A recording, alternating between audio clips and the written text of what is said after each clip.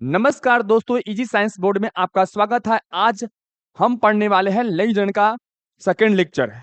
इसके पहले वाले लेक्चर में हम लैंगिक जनन क्या होता है और उसमें युग्मक की जो भागीदारी है उसके बारे में हम जान चुके हैं। अब यहाँ पर हमें जो जानना है वो है लैंगिक जनन जो है वो कब से प्रारंभ होता है। सबसे पहली बात क्या होता है, कब से प्रारंभ होता है और कैसे होता है, इसको करने की प्रक्रिया क्या है, यानी जनन कब से प्रारंभ होता है।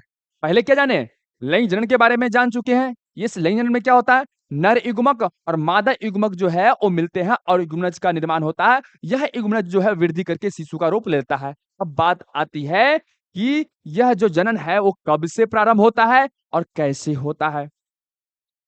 कब से प्रक्रिया की कही जाए तो कब में है क्या आता है कि ये नर क्या होता है, नर और ये मादा।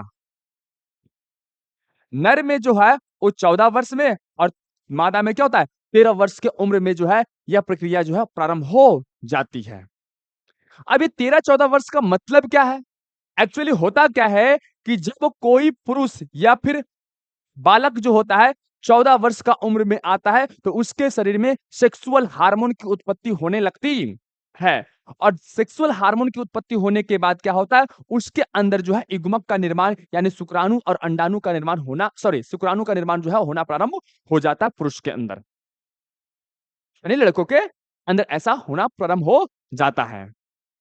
तब कहते हैं कि यह बालक जो है, यह व्यक्ति जो है वो जनन की प्रक्रिया को कर सकता है।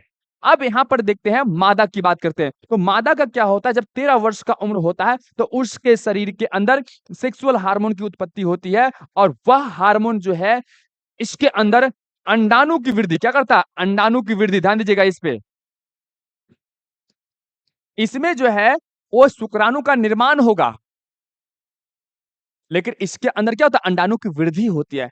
होता क्या है, मादा के अंदर अंडाणु की उत्पत्ति जो है उसका प्रारंभिक सेल जो है वो माँ के गर्भ में ही बन जाता है। यानी जब कोई लड़की माँ के गर्भ में होता है उसके शरीर के अंदर जो है अंडाणु का निर्माण हो जाता है। लेकिन जब वह वो निर्माण हो जाता है और जब वह बेबी जो है वो जन्म लेता है तो जन्म लेने के बाद क्या होता है कि वह जो अंडाणु माँ के गर्भ में बना था लड़की के अंदर तो वह सुषुप्त अवस्था में रहता है।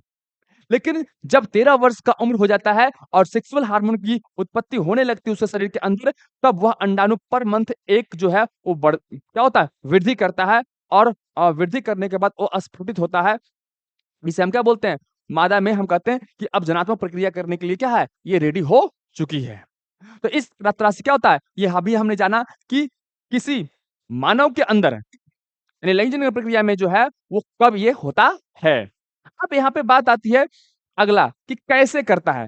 तो यह नर युग्मक और मादा युग्मक यानी नर और मादा, लैंगिक जनन में हमने जाना कि लैंगिक जनन में क्या होता है, नर के द्वारा नर युग्मक, मादा के द्वारा मादा युग्मक जो है वो मिलता है और मिलकर नए जीव की उत्पत्ति करने की प्रक्रिया को हम क्या बोलते हैं, लैंगिक जनन कहते हैं। अब यह बात आती है ये मिलाने की प्रक्रिया जो है वो कैसे होती है। इस यह मिलाने की प्रक्रिया का नाम क्या है, तो इस प्रक्रिया का नाम है संभोग। इसमें क्या होता है, इस संभोग एक क्रिया है, क्या है, एक क्रिया है। संभोग क्या है, एक क्रिया है। इसी को हम बोलते हैं सेक्स, क्या बोलते हैं, इंग्लिश में हम बोलते हैं सेक्स। और भी इसको नाम से जाना जाता है मैथुन, क्या बोला जाता है, मैथुन। मैथुन क्रिया क्या बोला जाता है, मैथुन क्रिया, सब एक ही है। मैथुन क्रिया, सेक्स और संभोग या फिर शारीरिक संबंध स्थापित करना, ये 3-4 नामों से जो है इस क्रिया को इस क्रिया को जाना जाता है। इस क्रिया में क्या होता है, एक स्त्री और एक क्या होता है, पुरुष जो है वो अपने आप को जो है ये स्त्री और पुरुष जो है वो एक दूसरे के संपर्क में आते हैं और शुक्राणुओं का ट्रांसप्लांट करता है अपने पेनिस के माध्यम से मादा की योनि के अंदर। मादा के योनि के अंदर जो है ये पुरुष जो होता है, क्या होता है, ये पुरुष जो होता है अपने पेनिस यानी लिंग के द्वारा जो है इस स्त्री की योनि में जो है किसको, ये जो है वो नर युग्मक को, किसको, ये नर युग्मक को जो है इस स्त्री की योनि में ट्रांसप्लांट करता है। इस क्रिया को ही हम बोलते हैं संभोग, क्या बोलते हैं, संभोग बोलते हैं, सेक्स कहते हैं या फिर मैथुन कहते हैं। तो अभी हमने जाना कि जीवों में जनन कैसे होती है। अब हम जानते हैं आगे कि ये कब से होती है, वो भी हम बता चुके हैं। जीवों में जनन कब से प्रारंभ होती है, ये भी चीज़ जो है वो हम बता चुके हैं। लेकिन यहाँ पर कुछ चीज़ें दी गई है, कहता है जब जीव जन्म लेता है, तो वह जीव सबसे पहले क्या करता है? वृद्धि करता है। एक्चुअली बात क्या होता है? कोई भी चीज़ जो है जब जन्म लेता है, जन्म करने के बाद क्या होता है? वृद्धि करता है और वृद्धि करता है एक निश्चित अवस्था, जिसको हम क्या बोलते हैं? परिपक्व अवस्था में पहुँचती है, तो उसके बाद जीवों में जनन करने की जीव जो है वो जनन करने में सक्षम हो जाती है। अब कहता है अतः जीवों में वृद्धि यह समय किशोरा अवस्था कहते हैं और पौधों में यह क्या कहलाता है? कायिक प्रवस्था कहलाती है। ये जो है आप नोट्स के लिए है, लेकिन इसको समझना क्या है? कहता है जीवों में जनन कब से प्रारंभ होता है? तो जब व्यक्ति जन्म लेता है, क्या होता है? जन्म लिया, जन्म के बाद वो क्या करेगा? वृद्धि करेगा। अब सॉरी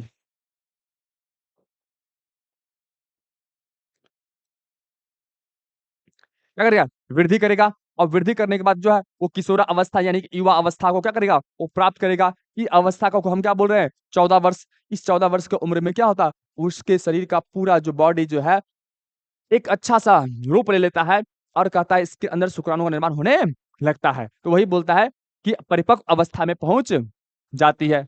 उसके बाद जीवों में जनन करने की क्षमता आ जाती है। कहता है कि मानवों में इसे हम क्या बोलते हैं? जनन कहते हैं, परंतु पौधों में इसी क्रिया को हम क्या बोलते हैं? नई जीव उत्पत्ति करने की प्रक्रिया को जो है वो कायिक प्रवस्था कहलाता है और कायिक प्रवस्था जो है वो अलैंगिक क्या है? अलैंगिक अलैंगिक जनन का एक पार्ट है। लैंगिक का पार्ट नहीं है, लेकिन पौधों में भी लैंगिक होती है, वो पुष्प के माध्यम से होगा। क्या होगा? पुष्प के माध्यम से। क्या होगा? पुष्प के माध्यम से। तो अभी हमने जाना कि जीवों में जनन कब से प्रारंभ होती है। अब हम आगे जानते हैं कि ये जनन की जो प्रक्रिया है, ये जनन की जो प्रक्रिया है, उसे कितनी अवस्थाओं में बाँटा गया है। अब यहाँ से आपका जो है लैंगिक जनन जो है, वो मूल रूप से स्टार्ट होता है। अब हम यहाँ पर आगे देखते हैं। चलिए, अब ये स्टार्ट नहीं हुआ है, कुछ और चीज़ इसके अंदर है, उसके बारे में जान लेते हैं। कहता है अतः जीवों में और पौधों में यह अवस्था जो है जब समाप्त हो जाती है तो लैंगिक जनन की प्रवस्था जो है प्रारंभ हो जाती है। लैंगिक जनन कुछ वर्ष तक क्या होता है? चलता है और उसके बाद वो क्या होता है? अवस्था समाप्त हो जाती है जिसे हम क्या बोलते हैं? जीर्ण अवस्था। क्या बोलते हैं? जीर्ण अवस्था कहते हैं। तो क्या कहता है कि अगर कोई प्राणी जन्म लिया, जन्म लेने के बाद क्या हुआ? बड़ा होगा, बड़ा होने के बाद वो 14 वर्ष का उम्र होगा, 14 वर्ष की उम्र में क्या होगा? उसके शरीर के अंदर शुक्राणु का निर्माण होने लगता है और यह जो शुक्राणु होता है जब जन्म होने लगता है या बढ़ने लगता है, तब हम कहते हैं वह प्राणी लैंगिक जनन की क्रिया को करने के लिए सक्षम है। अब यह लैंगिक जनन की क्रिया को करके अपने जैसे जीव की उत्पत्ति कर लिया। ये कुछ दिनों तक चलता है, लगभग 40 वर्ष तक क्या होता है? ये चलता है, उससे और अधिक दिनों तक चलता है। ऐसे मैक्सिमम कहा जाता है 40 वर्ष तक क्या होता है? चलता है। अब एक ऐसी अवस्था आ जाती है जब किसी प्राणी में ये लैंगिक जनन करने की एबिलिटी जो है वो समाप्त हो जाती है। उस समाप्त होने की अवस्था को ही हम क्या बोलते हैं? जीर्ण अवस्था। क्या बोलते हैं? जीर्ण अवस्था कहते हैं। कहता कुछ ऐसे पौधे होते हैं जो वर्ष में 1 बार पुष्प देते हैं। इस पे ज़्यादा ध्यान दीजिएगा, ये VBI थोड़ा-सा इससे सवाल कभी-कभी आ जाते हैं। कहता कुछ पौधे ऐसे होते हैं जिसमें केवल वर्ष में केवल 1 बार ही फूल आता है। और वो कहता है आगे कि कुछ वर्ष भर पुष्प लगते हैं, तो कुछ पौधों में मौसम के आधार पर पुष्प लगते हैं, तो कुछ ऐसे होते हैं जिन्हें क्या होते हैं? बहुवर्षीय पौधे पुष्प लगते हैं। कुछ ऐसा होता है जो वर्ष में 1 बार या फिर वर्ष में 2 बार या फिर बहुवर्षीय अलग-अलग पौधे होते हैं। पौधा तो अलग-अलग होता है और उसमें पुष्प आने की प्रक्रिया भी क्या होती है? अलग-अलग होती है। क्या होती है? अलग होती है। तो यहाँ पर कुछ उदाहरण दिया गया है, कहते बाँस एक ऐसा प्लांट है जिसमें 50 से 100 वर्ष में जो है केवल 1 बार क्या होता है? 1 बार ही पुष्प उसके अंदर उत्पन्न होता है। ध्यान दीजिएगा। बाँस एक ऐसा प्लांट है जो 50 से 100 वर्ष में केवल 1 बार ही उसमें पुष्प जो है उत्पन्न होता है और फिर वह बाँस जो है वो मर जाता है। अगला क्या है? नीलकुरिंजी 12 वर्ष में केवल 1 बार। नीलकुरिंजी क्या होता है? 12 वर्ष में केवल 1 बार जो है वो पुष्प उसके अंदर लगता है। जैसे यहाँ पर दिखाया गया ये नीलकुरिंजी यही है ना जो केरल में होता है। कहता है पिछला बार जो है वो अक्टूबर और सितंबर मंथ में जो है वो 2006 में लगा था। तो ये था कुछ और डिटेल्स था इसके अंदर लैंगिक जनन के अंदर, लेकिन ये ऑब्जेक्टिव के लिए कुछ है, लेकिन जो बेसिक यहाँ पर हमने पढ़ना है यहाँ से देखिए यहाँ पर क्या है, अब पढ़ने वाले हैं लैंगिक जनन से संबंधित कुछ घटनाएँ। क्या है? लैंगिक जनन से संबंधित कुछ घटनाओं के बारे में हम जानेंगे कि जब कोई प्राणी लैंगिक जनन की प्रक्रिया को करता है, तो उसके जीवन में कुछ घटना घटती है। लैंगिक जनन का मतलब क्या था फिर से एक बार देखिए, है ना? कि नर युग्मक और मादा युग्मक का जो है आपस में मिलना और नए जीव की उत्पत्ति होना। अब यहाँ पर कहता है देखिए एक डायग्राम के माध्यम से हमें यहाँ पे बताया गया है कि लैंगिक जनन की जब कोई प्रक्रिया करता है, तो ये मिलने की जो प्रक्रिया है, इसमें क्या होता है नर युग्मक और मादा युग्मक आपस में मिलता है, तो मिलने की प्रक्रिया को हम बोलते हैं निषेचन। क्या है? तो ये मूल बिंदु हो गया। क्या हो गया? यह जो है ये मूल बिंदु हो गया। क्या हो गया? मूल बिंदु हो गया। ये मूल बिंदु हो गया। निषेचन क्या हो गया? मूल बिंदु। तो देखिए यहाँ पे निषेचन से क्या हो गया? एक बाद में और एक निषेचन से क्या हो गया? पहले। 2 घटना होता है। यानी लैंगिक जनन को जो है ऐसा कह सकते हैं लैंगिक जनन के लिए जो है वो मूल घटना क्या है? युग्मक का मिलना। तो युग्मक का मिलने की जो प्रक्रिया उसको हम बोलते हैं निषेचन। तो निषेचन से पहले की घटना और निषेचन क्या हो गया? बाद की घटना और ये क्या हो गया? निषेचन। तो लैंगिक जनन के में कुछ घटनाओं में हम क्या समझेंगे कि लैंगिक जनन की क्रिया को करने के लिए प्राणी को क्या करना पड़ता है और उसके जीवन में क्या-क्या होता है, उसके शरीर में क्या-क्या बदलाव आते हैं। तो सबसे पहले हम देखते हैं कि निषेचन से पहले एक बार फिर से समझिए, ये मूल घटना क्या है? निषेचन है। क्या होता है? लैंगिक जनन में 2 युग्मक मिलता है और इस मिलने की प्रक्रिया को क्या बोलते हैं? निषेचन कहते हैं। तो निषेचन से पहले क्या होता है शरीर के अंदर और निषेचन के बाद क्या होता है शरीर के अंदर? क्या बदलाव आते हैं? क्या-क्या घटनाएँ चलती हैं? इन सभी चीज़ के बारे में हम जानेंगे। तो सबसे पहले समझते हैं निषेचन से पहले। अच्छा बताइए आप ध्यान से समझाइएगा कि निषेचन में क्या होता है? युग्मक का युग्मक का मिलन। क्या होता है? युग्मक का क्या होता है? मिलन।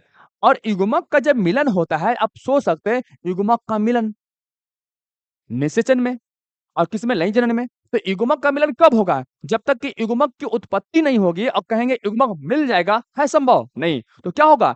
निषेचन से पहले की घटना में क्या होगा? देखिए निषेचन से पूर्व की घटना में क्या होगा? युग्मक का जनन और युग्मक का स्थानांतरण।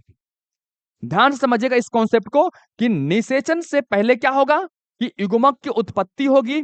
ये युग्मक उत्पत्ति कैसे होती है? ये फिर से इससे पहले वाला जो वीडियो है उसमें बताया गया है कि युग्मक की उत्पत्ति कैसे होती है। अगर नहीं देखे हैं तो पहले जाकर आप क्या कीजिए उस देख लीजिए। अब क्या है कि युग्मक की उत्पत्ति होती है, कहाँ होती है? वृष्ण में और अंडाशय के अंदर। अब युग्मक की उत्पत्ति हो गई, अब क्या होता है कि निषेचन होगा। तो निषेचन से भी पहले क्या होता है कि उत्पत्ति के बाद इस युग्मक का स्थानांतरण होना ज़रूरी है। कल्पना कीजिए, है ना? आप कल्पना कीजिए, देखिए कि मान लिया ये वृषण है, क्या है? ये वृषण है, यानी पुरुष का अंडकोष और इसमें जो है ये शुक्राणु जो है वो क्या हो गया? ये बन गया। क्लियर? ये अंडाशय है, अंडाशय है और इसमें अंडाणु बन गया। क्या हो गया? अंडाणु बन गया। अब ज़रा देखिए यहाँ पर इस फिगर के माध्यम से थोड़ा-सा हम देखते हैं।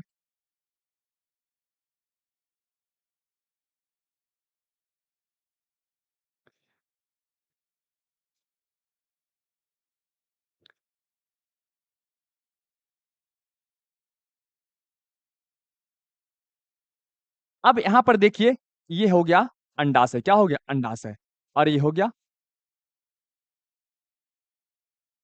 अंडवाहिनी। इससे इसमें अंडाणु बनता है, क्या बनता है? अंडाणु और इस रास्ते से जो है वो शुक्राणु क्या होता है?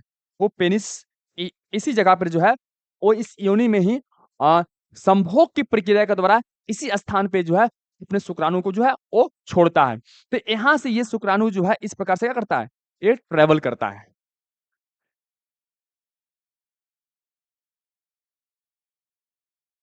इस प्रकार से। देखिए, तो अभी हमने देखा कि वृषण में शुक्राणु बनता है और अंडाशय में क्या बनता है? सॉरी, वृषण में जो है शुक्राणु बनता है, हाँ, और अंडाशय में अंडाणु जो है वो बनता है। और बन तो गया, यानी जनन, बन गया मतलब क्या हो गया? इसकी उत्पत्ति जो है वो हो गई।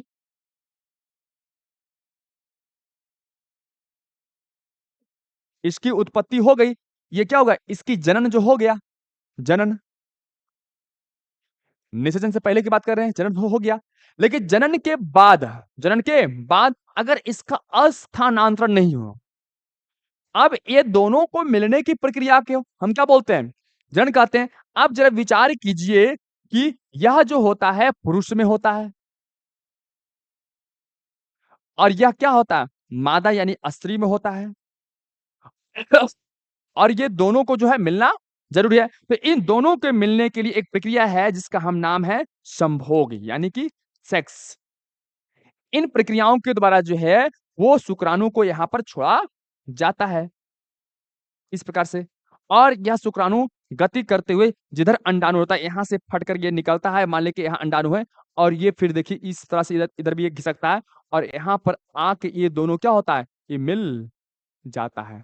अब ज़रा देखिए, इसका भी थोड़ा-सा स्थानांतरण हुआ और इसका पूरा स्थानांतरण होता है, क्योंकि ये एक बॉडी से निकल कर दूसरा बॉडी में आता है। इसका स्थानबद्ध होता है।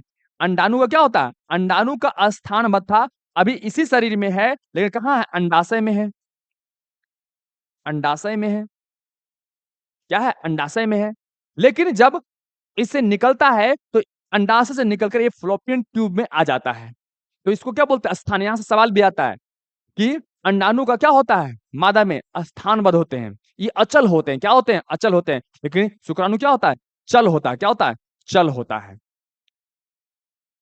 तो युग्मक का स्थानांतरण क्या है? ज़रूरी है। जब स्थानांतरण नहीं होगा, तब जो है नए जीव की उत्पत्ति नहीं होगा। तो देखिए क्या होता है कि निषेचन से पूर्व की घटना में क्या पहला हो गया युग्मक का जनन और दूसरा क्या युग्मक का स्थानांतरण माने एक जगह से दूसरी जगह जाना। अब हम आगे देखते हैं। अब देखिए कि जब चला जाएगा, स्थानांतरण हो जाएगा, तो उसके बीच में क्या है कि ये युग्मक जाएगा। तो युग्मक के बारे में थोड़ा-सा पढ़ना है कि ये युग्मक जब जाएगा तो युग्मक की क्वालिटी क्या होती है, कैसा-कैसा ये होता है। देखिए, निषेचन से पूर्व घटना में कहता है युग्मक का जनन। कहता है नर के वृष में क्या होता है? नर के वृष में और मादा के अंडाशय में युग्मक बनने की प्रक्रिया को हम क्या बोलते हैं? युग्मक का जनन कहते हैं। ये सभी को आप कॉपी में नोट कर सकते हैं, अपना नोट्स बना सकते हैं, इसीलिए ये यहाँ पर दिया गया है। ध्यान से देखिए, युग्मक जनन आपसे कोई पूछ दे क्या है? तो पुरुष के वृषण और मादा के अंडाशय में युग्मक बनने की जो प्रक्रिया है, इस प्रक्रिया को ही हम बोलते हैं युग्मक जनन कहते हैं। अब कहता है युग्मक जो होता है वो 3 प्रकार के होते हैं। समयुग्मक, जरा ध्यान दीजिएगा। समयुग्मक, समयुग्मक, सम माने बराबर और युग्मक माने युग्मक माने जीवन की उत्पत्ति के लिए बीज। तो कहता है समयुग्मक, कहता है वैसा युग्मक जिसमें नर व मादा का युग्मक जो है आकार क्या होता है?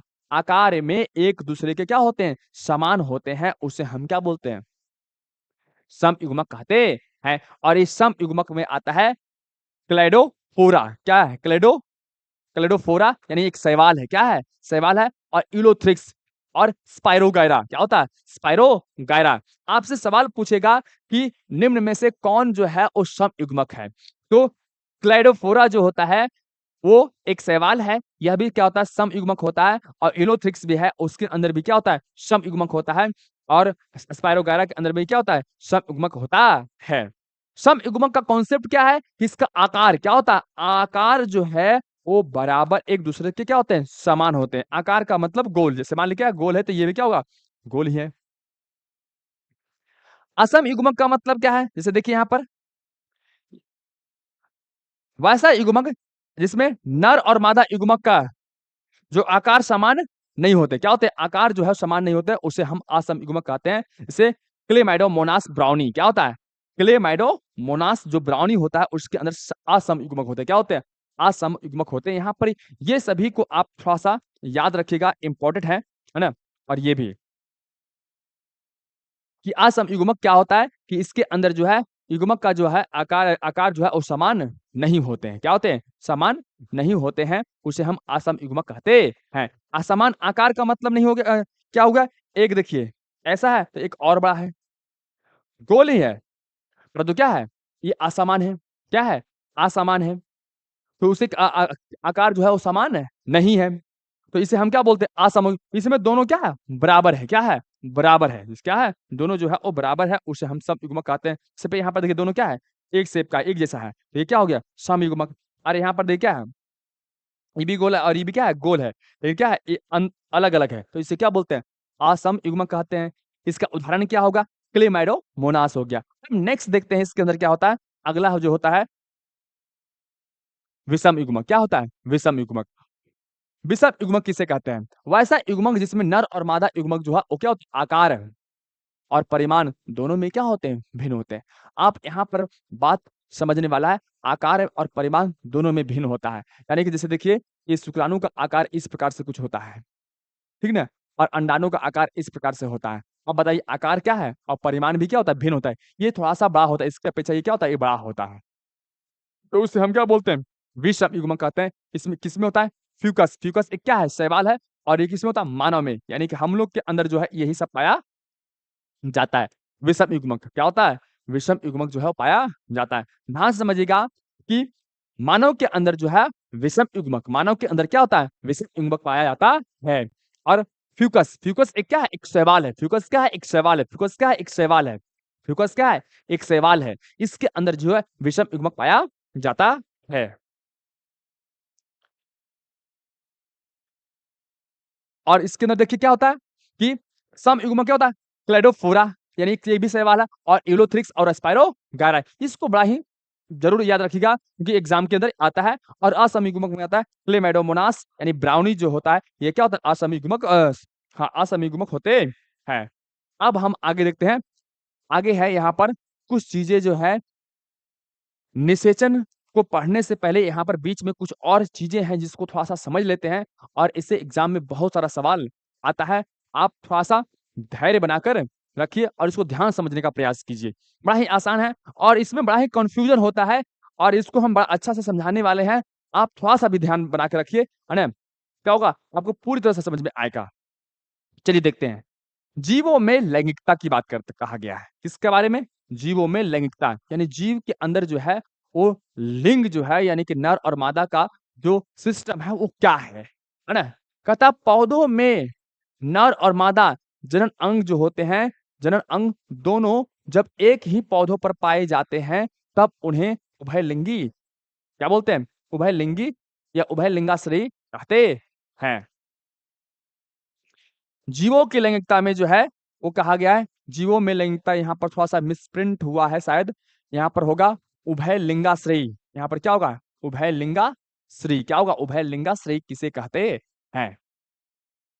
जीव ये हेडलाइन में होगा, क्या होगा, जीवों में लैंगिकता क्या होगा, हेडलाइन में होगा, और ये होगा उभय लिंगाश्रयी। नोट्स बनाने वाले बच्चे इस बात को ध्यान में रखेंगे कि इसे आप अपने फेयर कॉपी के अंदर जो है यहाँ पर लिखिएगा, जीवों में लैंगिकता, लैंगिकता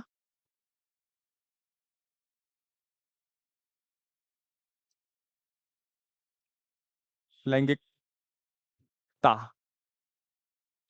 और उस ये वाला जो भयलिंगाश्री है वहां पर लिख दीजिएगा, लिया, वो भयलिंगाश्री यहाँ पर लिख दीजिएगा।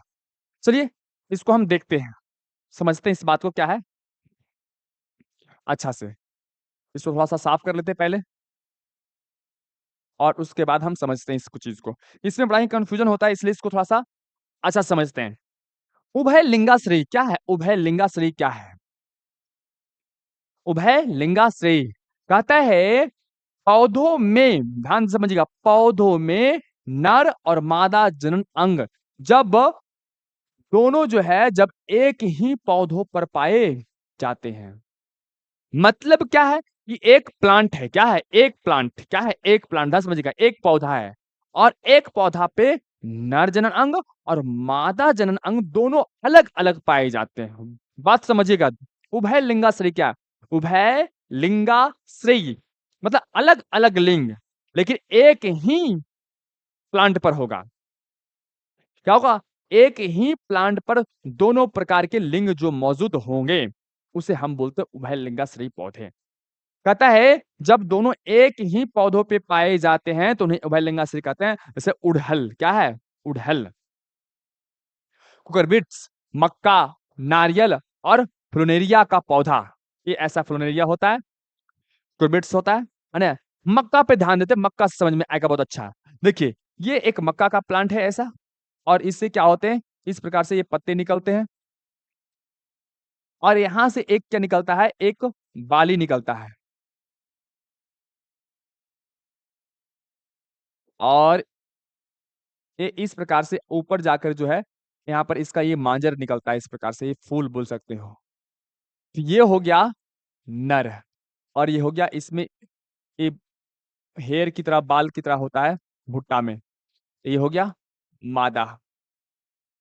आप जरा ध्यान दीजिएगा, ये मक्के का प्लांट क्या है, एक है, क्या है, एक प्लांट है, क्या है, एक प्लांट, एक पौधा है, क्या है, एक पौधा, एक पौधा है। एक पौधा पर क्या है, ये नर मादा पुष्प क्या है, ये एक अलग है, मादा पुष्प क्या है, अलग है, और ये नर पुष्प क्या है, अलग है, नर पुष्प क्या है, अलग है। एक ही प्लांट पर दोनों प्रकार के पौधे पाए जा रहे हैं, और इस पौधे को हम उभय लिंगाश्रयी पौधे कहेंगे। और ये ध्यान दीजिएगा, ये दोनों जो पुष्प है वो दोनों क्या है, अलग अलग है, क्या है, अलग अलग है, दोनों क्या है, अलग अलग है। उड़हल क्या है, उड़हल, उड़हल, मक्का, नारियल, प्लुमेरिया, ये सभी जो है कुकुरबिट्स, ये सभी जो है उभय लिंगाश्रयी पौधे हैं। उड़हल में क्या होता है, उड़हल के अंदर जो है कि एक पौधे होते हैं, और एक पौधे पर दोनों पाया जाता है, यानी एक ही पुष्प में जो है वो दोनों क्या होते हैं, दोनों लिंग होते हैं, नरलिंग और मादा लिंग। यहाँ पर क्या है, यहाँ पर ये ऐसा कर सकते हैं, एक चीज और, कि ये द्विलिंगी क्या होते हैं, द्विलिंगी क्या होते हैं, द्विलिंगी पुष्प होते हैं, क्या होते हैं, द्विलिंगी पुष्प होते हैं उड़हल में, लेकिन एक ही प्लांट पर होता है। अब यहाँ पर है कि एक लिंगाश्रयी क्या है, एक लिंगाश्रयी का कॉन्सेप्ट क्या है। आपसे एग्जाम में सवाल पूछा जाएगा कि निम्न में से कौन एक लिंगाश्रयी है, द्विलिंगाश्रयी है, उभयलिंगाश्रयी, सॉरी, निम्न में से कौन सा ए उभयलिंगाश्रयी है और कौन है एक लिंगाश्रयी। ये दो वर्ड का इस्तेमाल होगा, उभयलिंगाश्रयी और एक लिंगाश्रयी। कहता है एक लिंगाश्रयी में जब नर और मादा जनन अंग अलग अलग पौधे पर क्या होते हैं, पाए जाते हैं। नर और मादा जो अलग अलग पौधे पर जो है वो पाया जाता है, तो उसे हम क्या बोलते हैं, एक लिंगाश्रयी कहते हैं। मतलब एक पौधे पर एक ही लिंग उपस्थित है, एक ही लिंग जो है वो आश्रय है ना। लिंगाश्रयी का मतलब हो गया आश्रय। एक पौधा पर एक ही लिंग, जैसे में ताड़ देखते हैं, देखे होंगे हमारे बिहार में क्या होता है, ताड़ बहुत सारा होता है। तो ताड़ पे क्या होता है, एक में कोवा निकलता है और एक में बलरी निकलता है। कोवा में क्या होता है कि उससे प्लांट बनते हैं, इसलिए वो मादा है, क्या है, मादा है। बलरी से क्या होता है, कोई प्लांट बनता नहीं है, उसलिए वो क्या है, नर है। तो बताइए, बलरी एक ताड़ के पेड़ पर अलगे रहता है, और कोवा क्या होता है, एक प्लांट पर वो अलगे रहता है। तो ताड़ क्या हो गया, ताड़ जो हो गया वो हो गया एक लिंगाश्रयी पौधे, यानी एक पौधे पर, एक वृक्ष पर एक ही प्रकार के लिंग जो है वो मौजूद है। जैसे में पपीता, पपीता में भी देखे होंगे, पपीता में क्या होता है कि एक पपीता जो है फुलहर जाता है और एक में फल लगता है। तो जो फल लगता है उसमें हम बोलते हैं मादा पुष्प, क्या होते हैं, मादा पुष्प। जो फुलर जाता है वो क्या होता है, नर पुष्प होते हैं। और दोनों पुष्प जो है अलग अलग पौधे पे होते हैं। अगर मादा पौधा है तो उसमें सिर्फ मादा ही पुष्प आएगा, अगर नर पौधा है तो उसमें से क्या होगा, नर पुष्प आएगा। तो इस प्रकार से हम देखते हैं ये पपीता क्या होता है, एक लिंगाश्रयी होते हैं। खजूर में भी ऐसा ही होता है, सहतूत में भी ऐसा ही होता है, भांग में भी ऐसा होता है, और मार्केशिया के पौधे में भी ऐसा ही होता है। और गाय में देखिए, गाय, मनुष्य जीव की बात करें, सांड, बकरी, बकरा, साइकस, अनावृति पौधे और तिलचट्टा, ये सभी के अंदर जो है वो क्या होते हैं, एक लिंगाश्रयी है। जैसे में गाय, गाय क्या है, सिर्फ इसमें क्या है, मादा है, एक प्राणी है। इसी का सेम जाति का नर जो है उसको हम क्या बोलते हैं, सांड बोलते हैं, क्या बोलते हैं, सांड बोलते हैं। तो ये सब क्या, एक लिंगाश्रयी, कैसा है, एक लिंगाश्रयी जो है जीव है या फिर पौधे हैं। तो अब आगे हम देखते हैं, आपको भली भांति ये चीजें समझ में आ गई होगी। अब आता है वो पौधे की बात कहा गया है, एक लिंगाश्रयी पौधे और द्विलिंगाश्रयी पौधे। वहां पर क्या कही गई, जो बात कही गई है वो एक लिंगाश्रयी पौधे और द्विलिंगाश्रयी पौधे। अब है यहाँ पर अगला जो टॉपिक है, द्विलिंगी पुष्प और एक लिंगी पुष्प। कुछ ऐसे होते हैं पुष्प जो होते हैं द्विलिंगी, क्या होते हैं, जिस पुष्प में पुंग केसर और अस्थि केसर दोनों जो है वो एक ही पुष्प पर पाया जाता है। ध्यान दीजिए इस वर्ड पे, एक ही पुष्प पर क्या होता है, एक ही पुष्प पे। द्विलिंगी पुष्प का मतलब हो गया कि एक पुष्प है और उसमें नर भी है और मादा भी है, नर भी है और मादा भी है, नर भी है और मादा भी है, तो वैसे पुष्प को हम क्या बोलते हैं? द्विलिंगी पुष्प कहते हैं। इसको हम क्या बोलते हैं? शकरकंद, केचुआ, जोंक, स्पंज, टेपवर्म, केचुआ, जोंक और क्या हुआ? गाय, सॉरी स्पंज, क्या हुआ? स्पंज। तो ये सभी जो है वो क्या होता है? द्विलिंगी होते हैं। जैसे केचुआ, इसमें नर और मादा एक ही होते हैं। शकरकंद, समझिए इसके पुष्प में क्या होते हैं? द्विलिंगी होते हैं। टेपवर्म, जोक और स्पंज, ये सभी जो होते हैं ये वो क्या होता है? एक ही कहता है दोनों जो है एक ही पुष्प में पाए जाते हैं, यानी नर और मादा जो है वो एक ही पुष्प में जो है वो पाया है। जिसमें उड़हल भी क्या है? उड़हल का जो पुष्प है वो नर और मादा क्या होता है? दोनों एक में ही पाया जाता है। अब एक लिंगी पुष्प में क्या है? जिस पुष्प में क्या होता है? पुंकेसर, या तो पुंकेसर या तो क्या होता है? अस्त्री केसर, या तो क्या होता है? यहाँ पर कर लीजिएगा, या तो क्या होता है? या स्त्री केसर जो है वो पाया जाता है, उसे हम क्या बोलते हैं? एक लिंगी पुष्प कहते हैं। इसमें साइकस क्या होता है? जैसे साइकस का यहाँ पर इमेज दिया गया है। एक ये हो गया और एक हो गया, अलग अलग जो है वो अलग अलग पाया जाता है। ये जो हो गया नर हो गया, और ये क्या है? मादा हो गया। साइकस के प्लांट के में दोनों अलग अलग है। तो ऐसे हम क्या बोलते हैं? एक लिंगी पुष्प कहते हैं। क्या बोलते हैं? एक लिंगी पुष्प कहते हैं।